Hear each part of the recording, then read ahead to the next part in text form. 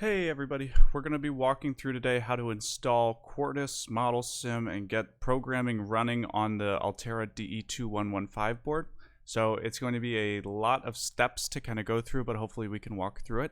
I'm going to give you guys a bunch of stuff you need to download right at the beginning, but all the links will be in the description. So go ahead and check those out as well. I'm also going to link to what file folders you're going to need to be looking for when we go out throughout this process. So if there's like a specific link or location you are trying to look for and I jump past it too quickly, check out the description because it might be down there. So to get started, first we're going to go to the Intel Quartus Prime Lite Edition Design Software version 22.1 for Windows, and we're going to download that. You can download this tar file. It's going to take a long time to download. Once you download it, you need to unzip it, and then within that there will be so I have my Quartus Lite installation downloaded here. It extracted to a folder which is somewhere down here. Yeah, Quartus Lite. So you click on the folder, you can right click on that initial one and use 7-zip to extract it. Then in your extracted folder, there is a setup.bat, and you can run that file. Okay, so that will get you set up and running with Quartus. So you can go ahead, pause the video now, and go through all of that because it's going to take a long time. And when you go through the setup wizards and everything, they'll walk you through it, so you won't need to worry too much. So why don't you pause the video, download this, and go ahead. So those who are here now, hopefully you've installed this piece of software. So now we can go over to Model Sim and basically do the exact same thing. Luckily, this is an exe file. So you can go ahead, link in the description to Model Sim Intel FPGA Standard Edition version 18.1, and download the exe and then run it and step through the install wizard just like every other piece of software. So you can go ahead, pause the video and do that.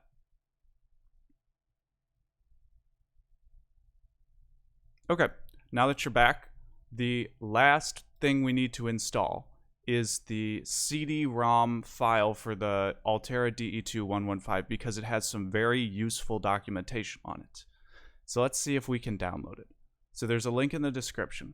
But if we click on the download for the CD-ROM directly, it takes us to a login page, which we don't want to have to log in and you have to become a member. It's a whole process. But what you can do is go to the control panel, and then from here you can click on the CD-ROM Cypress, and then you can download the CD-ROM as a zip, again unzipping it and leaving it in your directory.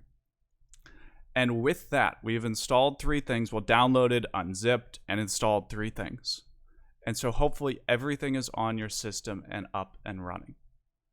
So the next step is to make sure our drivers are installed. So in front of me, I have my board. I have it plugged into the wall, right, with this black cable down here. Let's see if I can get it in frame. This black cable, it's plugged in. And then the white cable, or at least for me, so we have the power cable in black. It's like a USB type B, is plugged into the far left one. If you look closely on the board, there are kind of 2 type B ports, right? The left one for me says blaster and the right one says device. And we want to plug it into the blaster because that's going to be able to program our board. And then you press the red button to turn it on, and that should power it up. And likely your computer won't recognize it because the drivers aren't installed. And so what we need to do is find where Intel has installed, there's a driver file that we need to run. To find it, you need to go to your C drive, which is where it installs, Intel FPGA Lite, and hopefully, you might have Intel FPGA folder for 20.1, but that's for the Model Sim portion. So we want the Intel FPGA Lite 22.1, right? Because that's the version of Quartus, because we're looking for stuff within Quartus. Okay, again, within Quartus. Then there is a folder called drivers, and then we can run the dpinst.exe file, which will install drivers for the board. If you have problems with that, drop a comment and maybe I can help troubleshoot, but that should get you up and running with the board drivers. So now we have the software installed, we have the drivers installed, we have our board plugged in, and we're able to open up Quartus. The last step that I want to give you guys in terms of like really important things to find is we need to go back and find that folder with the CD-ROM folder that we downloaded. For me, it's in my downloads, and it's in DE2 system, yeah, right here. DE2-115 version 3.6. So I found that system CD that I downloaded, right? You go into tutorials, and you click on Tut Quartus Intro to Verilog. I'll link what my folder path is. It's going to be different for you, but you can maybe help find where this exact file is. And with that, it opens up this, actually, honestly, the rest of this tutorial, I'm just walking through this piece of software. So if at this point you're annoyed by my voice, you can cut off the video and just start reading through this. But for the rest of the video, I'm just going to be walking through this project. So to do so, let's pull up Quartus, and I'm going to create a new project. So file, new. Let me scroll down. Oh, this is giving us the, file, new project wizard. And I'm going to close the project I was working on, right? We're going to call it, we're going to go to next. We're going to put it fall 2022. Let's make sure I put it in a good spot. Yep, select folder / tutorial, right? The name of this project is Light, and it's going to be a light project. Cool. Next. And it doesn't exist, so I want to create it. Cool. Yep. Okay, we're going to create an empty project. Nice. We don't have any files to add right now. This is a very, very key step, is making sure we find the correct board that we're going to be connecting to. So we're going to make sure all the other settings are correct. We're going to go to specific devices selected, and we need to find the EP4C, EP4C, E115, E115. Let's see if I can find it. There it is. E1, where'd it go? 115, okay. F29, okay. F29, C7. Let's see if we can find it. Oh, we can type it in here. EP4 CE115 F29 C7.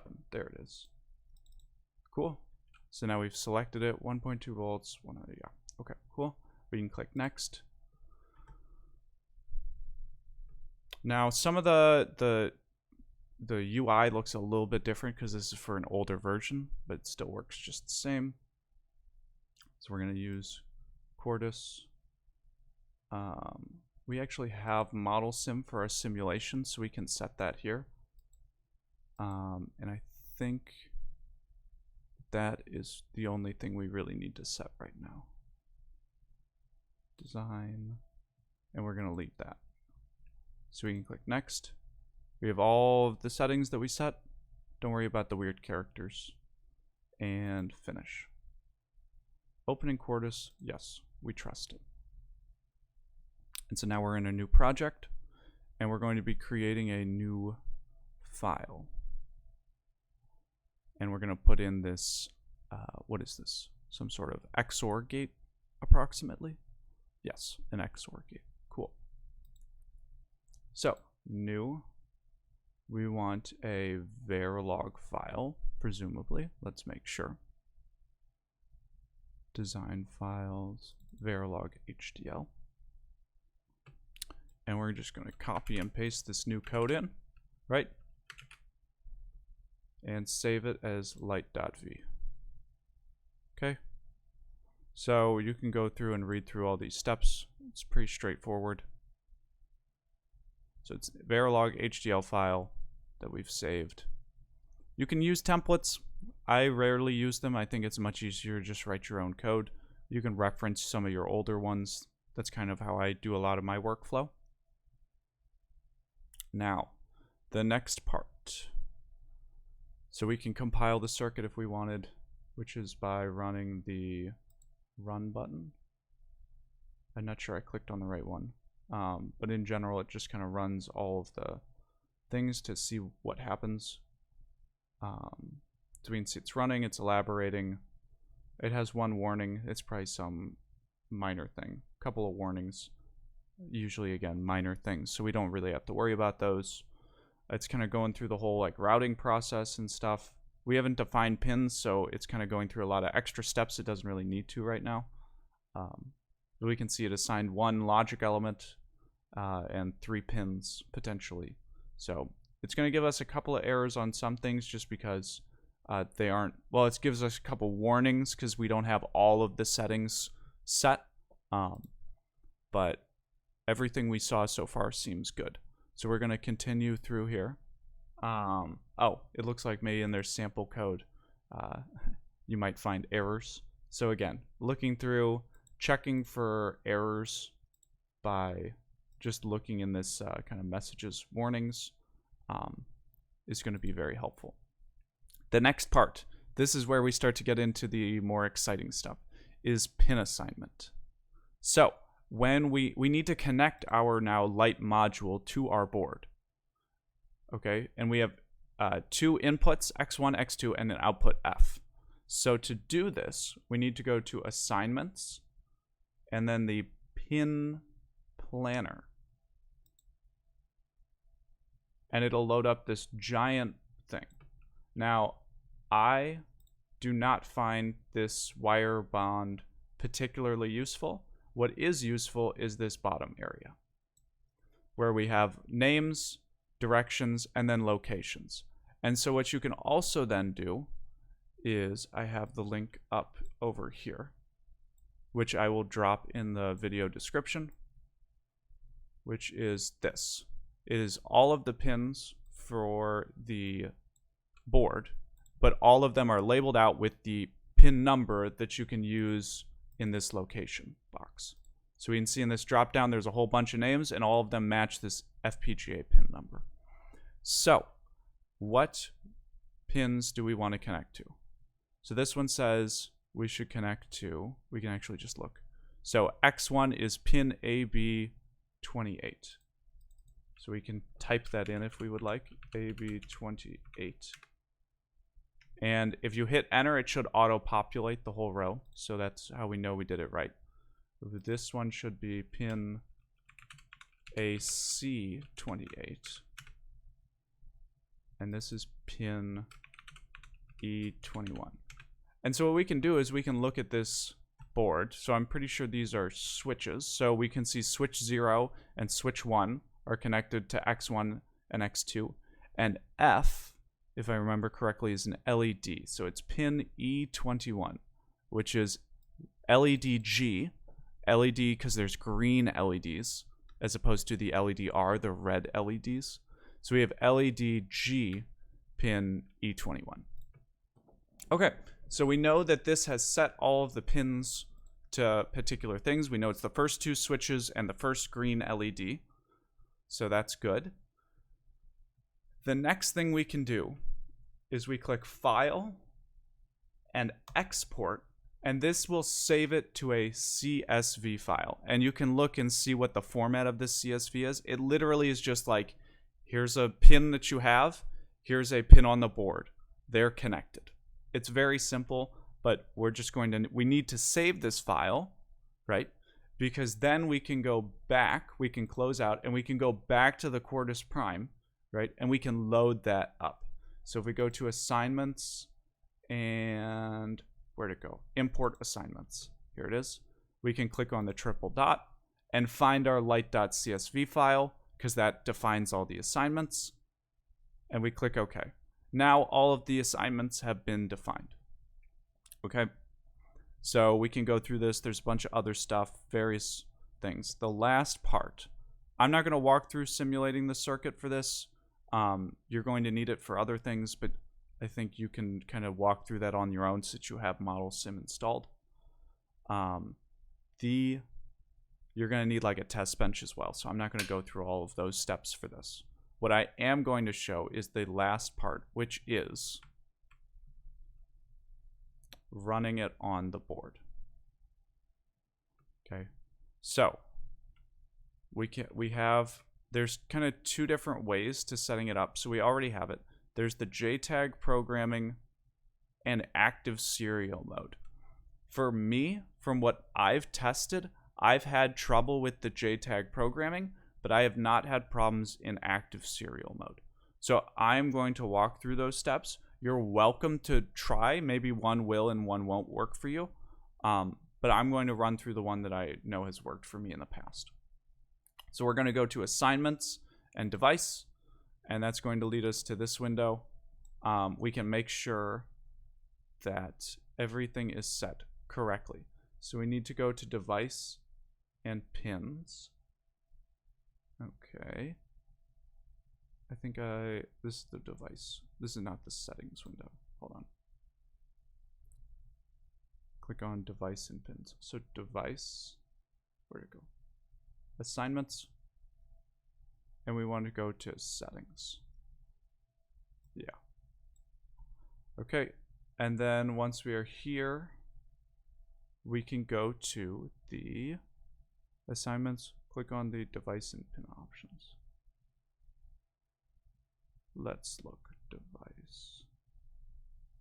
We are in design templates, the board level. Okay. So this step I think is just if you didn't set. Since we set our board at the beginning, I don't think we have to worry about this. So we are just going to continue through this. Let me check one more thing. Because this is, again, one of those sections where they have different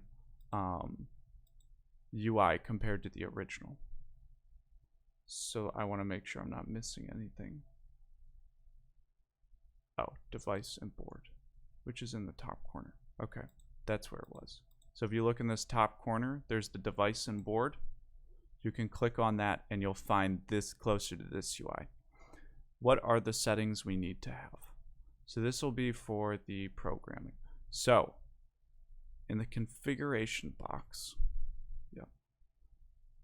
which should be set to auto, which may be set to auto, we want to choose the EPCS 64 in the device and configurations. So board, no, device, okay, so we've clicked on the board, we need to go device and pin options, and then we can go to configuration.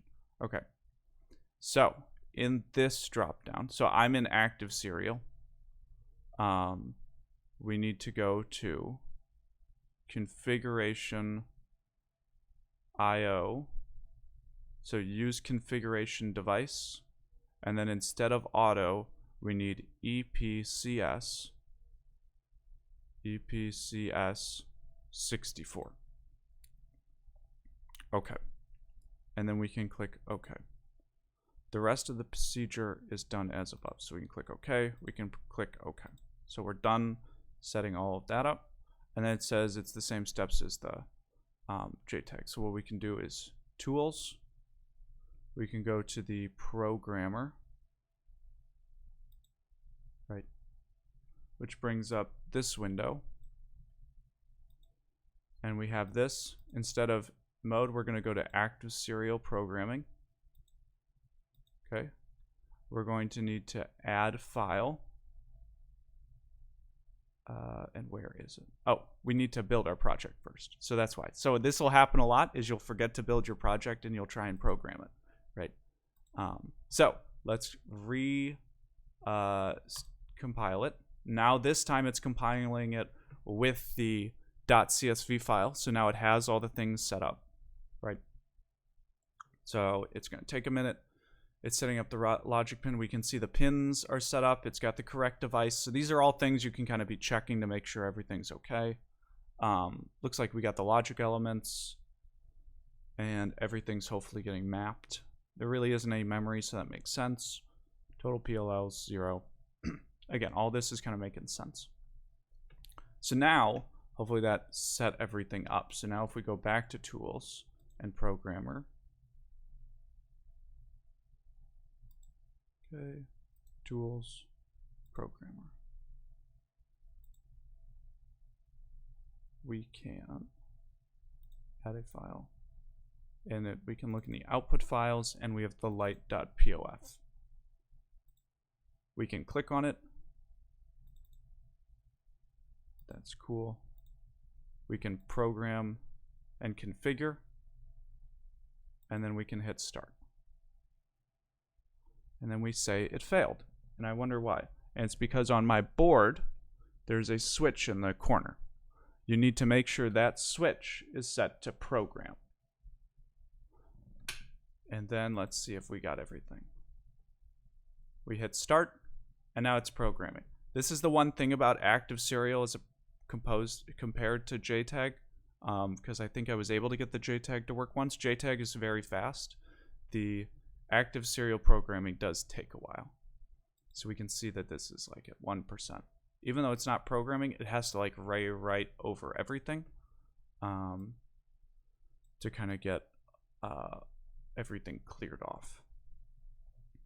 So we are going to sit and wait, and I'm going to give you maybe a couple last things to kind of make sure you know. So again, the run programming switch on the board is going to be necessary. When you're done programming it, you put it back in the run position. You might have to restart it as well to get it running. Other than that, again, going through this, making sure you read through all of the documentation. So some of the UI is a bit old, so you're going to need to kind of deal with that.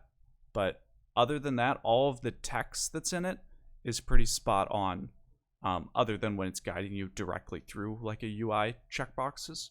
So going through this and making sure you understand it all is very important. So it looks like it has programmed it. So I am going to turn off my board. I'm going to set it in the run position and turn it back on. And let's see what happens. Let's see if I flip some switches.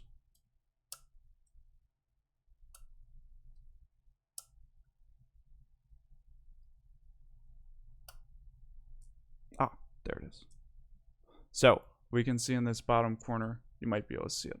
I was flipping the wrong switches at the beginning. So we can see that green LED a little bit. Here, if I put it right there. So if I flip, so neither of the switches are on. One switch is on, both switches on. And so from there, we've made our like XOR gate, which was the point of this lab. So with all of that, you now are able to program. You can make much more complicated programs. You can set everything up the way you want. But that should give you all of the information and all of the steps you need to go through and get it running. So hopefully that'll help, and I hope to see you guys in the next video.